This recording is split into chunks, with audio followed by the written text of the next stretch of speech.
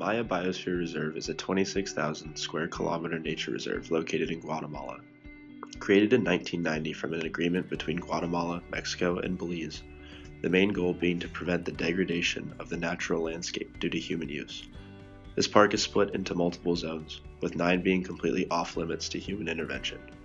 The park earns its name because it includes some of the most prominent temples of the ancient Maya civilization, attracting 180,000 visitors a year to these sites. The nature of this park is equally as remarkable. The biome of the reserve is a tropical rainforest, meaning that it houses some of the most diverse sets of flora, fauna, and animals on Earth. From endangered pumas, howler monkeys, and rare species of tree frog, the opportunities for tourists to admire the wildlife here is certainly a keynote in the reserve's popularity. The reserve isn't without its problems, however. From land disputes with the impoverished citizens of Guatemala, farming, forest fires, and the Guatemalan government debating on whether or not to allow logging, the nature reserve has its fair amount of risks towards its sustainability. The main issue plaguing the park is the management and protection of the buffer zone. It is directly caused by the poverty that surrounds the park and throughout Guatemala as shown in the map. This poverty leads to the misuse and illegal use of the park land. The most frequent harmful act is the starting of forest fires as displayed in the map, with the majority of the fires occurring illegally in the buffer zones. Some of the fires are started by drug cartels to clear the land for airstrips to easily transport drugs, specifically cocaine, in and out of Guatemala. Additional fires are started by the people living around the park who are in need of extracting its resources to support their families. They use the cleared land to raise cattle and continue to clear the forest by illegally logging. Thousands of acres of land are burned each year illegally in the buffer zones, and with the extremely large size of the park, it's difficult to manage the actions occurring in the outer edges. To combat deforestation and a low-budget income, UNESCO eventually decided to create land concessions in 1990.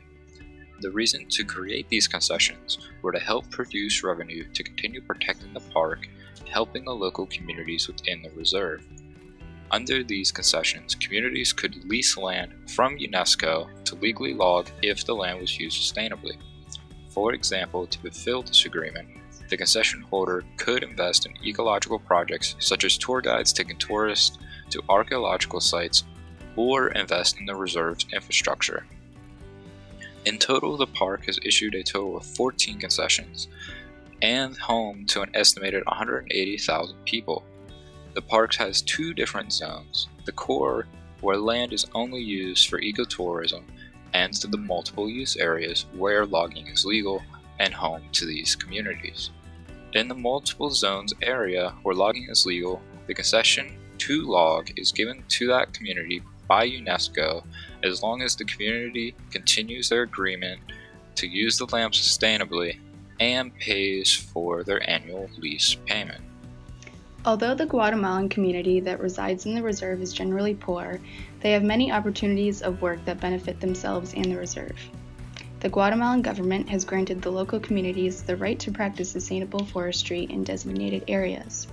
This includes a sustainable harvesting of wood and traditional forest concessions such as zait, pimenta, and chicle. The communities live off the land and depend on its natural resources, and while working jobs that benefit the reserve, it also supports the economy. With the help of government and community management, the reserve has withheld the pressures of outside logging facilities and other threats to the forest.